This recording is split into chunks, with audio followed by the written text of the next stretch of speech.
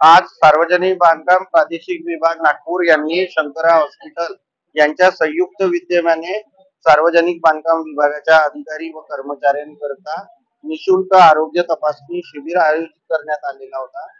त्याला सर्व अधिकारी व कर्मचारी वर्गाकडून उत्स्फूर्त प्रतिसाद भेटला. याच्यामध्ये त्यांच्या दैनंदिन कामकाजामुळे जो मानसिक शारीरिक ताण येतो त्याची तपासणी करता प्रायमरी इन्व्हेस्टिगेशन करण्याकरिता हेल्थ चेकअप कॅम्प ठेवण्यात आलेला होता, जेणेकरून त्यांच्या शरीराप्रती माहिती जागृती त्यांच्यामध्ये निर्माण होऊ शकेल.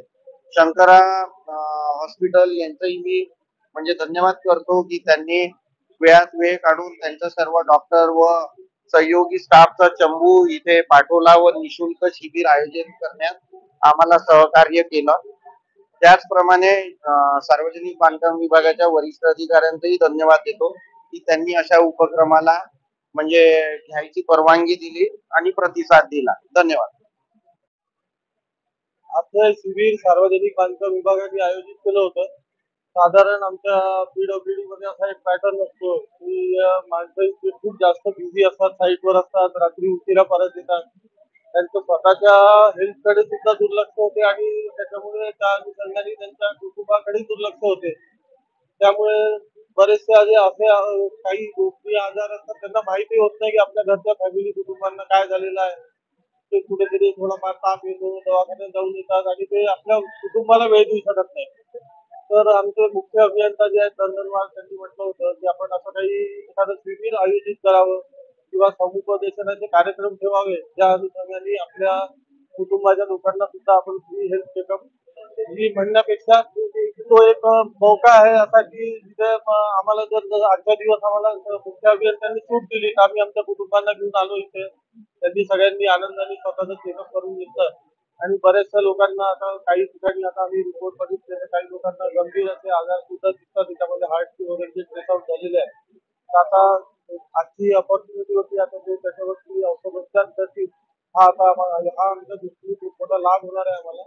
आणि त्यामुळे मी आमचे अधिकारी अभियंता नंदनवार साहेब आणि आमचे शंकरा हॉस्पिटलचे डॉक्टरची प्रभू आहेत त्यांचा आम्ही बांधकाम विभागातर्फे आभार मानतो. आणि दुसरे बाकीचे रवी भवनलाही आम्ही महिलांसाठी एक विशेष कॅम्प ठेवला होता, म्हणजे महिलांचे प्रश्न जे आहेत त्याच्यावर समुपदेशन आणि स्त्रियांचे आजार तो सुद्धा कॅम्प तिथे रवी भवनला यशस्वी झाला आहे. तिथे जवळपास 100च्या वरती महिला कर्मचाऱ्यांनी त्यामध्ये भाग घेतला आणि त्याचा लाभ घेतला आणि कार्यक्रमाची आता थोड्या वेळाने 5:30 वाजता रवी भवनच्या सभागृहात होणार आहे.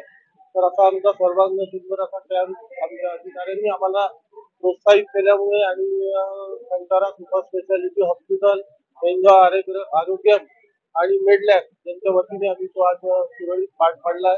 त्यामुळे आम्ही सर्वांचे धन्यवाद. जितेंद्र यादव, ऑर्थोपेडिक सर्जन, गटा संचालक, शंकरा सुपर स्पेशालिटी हॉस्पिटल.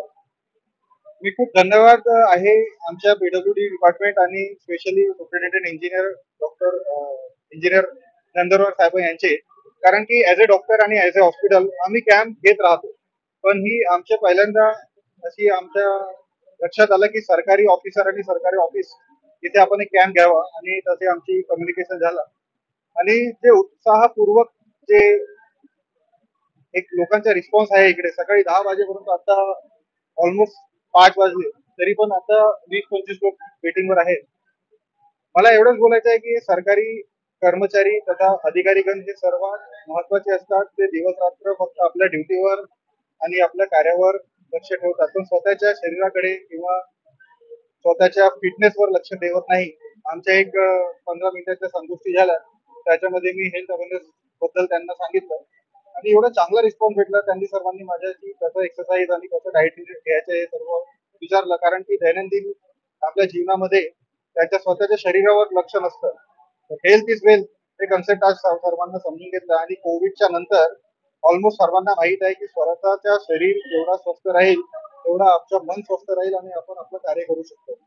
मी पुन्हा आभार मानतो पीडब्ल्यूडी डिपार्टमेंट आणि नंदनवार साहेबांचे तसेच सर्व अधिकारीगणांचे एवढं चांगलं कॅम्प करून आम्ही शंकरा हॉस्पिटल यांना सहकार्य केलं. धन्यवाद.